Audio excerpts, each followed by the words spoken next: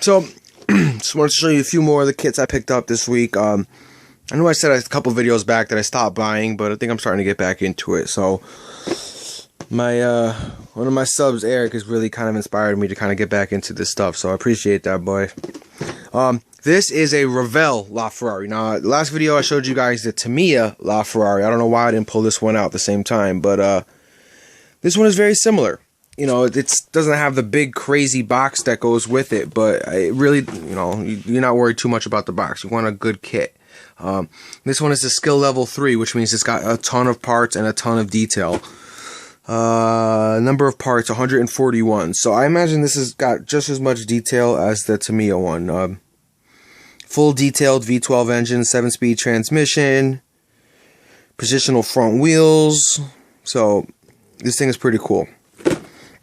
Excuse me, I picked this one up on Amazon. Oh, cool, and it also has the part chart on it. Wow, look at that rear end. That is going to be very difficult to replicate. Wow. I picked this one up on Amazon for I think 19 bucks. Brand new, factory sealed. I got this open box one, which is a shitty box, but the parts inside are literally brand new too for 10 bucks. This is including shipping. So if you guys, you know, do your research, you could find some model kits for a really good price. I mean, 10 bucks, so who cares about the box if I'm gonna, you know, that's pretty awesome.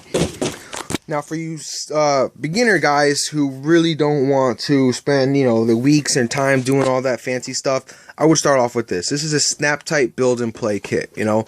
This is basically made for kids, but, you know, aren't we all kids at heart, you know? Don't ever grow up in heart, because then you become old and grumpy and ask little kids to get off your grass. But don't play with them. Build them and display them. You know, I haven't even opened this one yet, so I don't know how simplified it actually is, but from looking at it,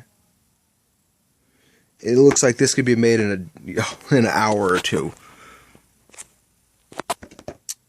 No paint required, no glue required, no tools required. I picked this one up for like 10 bucks, so because I couldn't even find a 2015 Mustang regular kit. That's why I picked this one up, but I'm sure with a little bit of effort and love, you can make this thing look like a traditional model kit. But great starter kits too, by the way, too. Pick this one up too. This is basically the same exact car as your traditional Revell 99 Civic Si, but this is the Fast and Furious version. They just re-released this, you know, the movies, try to get a little bit more out of it too. So 106 parts. These also do include the Honda B16A2 engines. Wow, that looks just like mine. I'll be doing an update on my car too, my actual 1-to-1 scale Civic Si that I made a video for you guys, because there's going through some pretty big changes with that. I'm actually going to be doing something to the car that 99% of people will not be approving of and will hate me for, but there's a little small thing called emissions, so it's just not feasible to keep it the way it is, but it's a separate video. Now, the pictures on this box are a lot better than the pictures on the traditional Revell one. This is the exact same kit, though. I mean, literally nothing is different. Look at that, though. I wish my engine looked like that.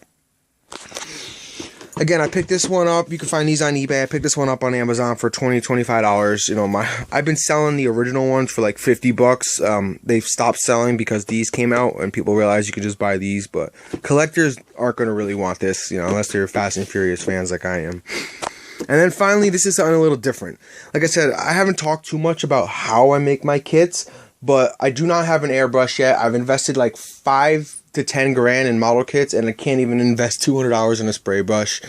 It's just not my thing. I prefer to do the rattle cans. I don't make enough kits for it to be worth it. So I picked this up because painting small parts with a spray can is a nightmare. This is the Tamiya Spraywork painting stand set. Now basically how this works is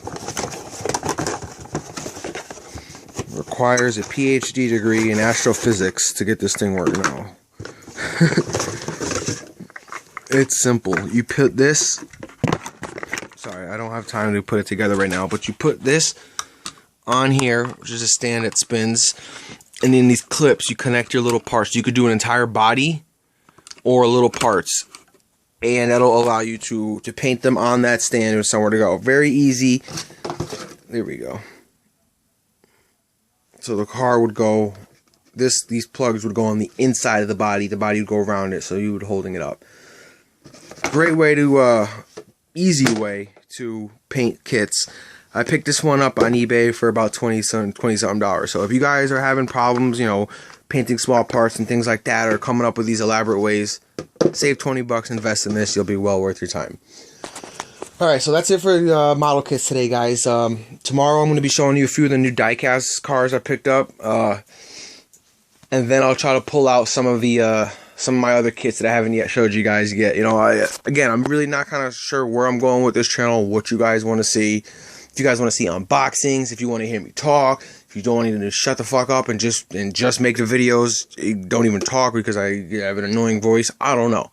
You guys let me know, because my channel is still small enough right now that literally anyone who has a request, I can make a personal video in essence for them. It won't bother me. So, all right, guys, let me know what you guys want to see. Thanks.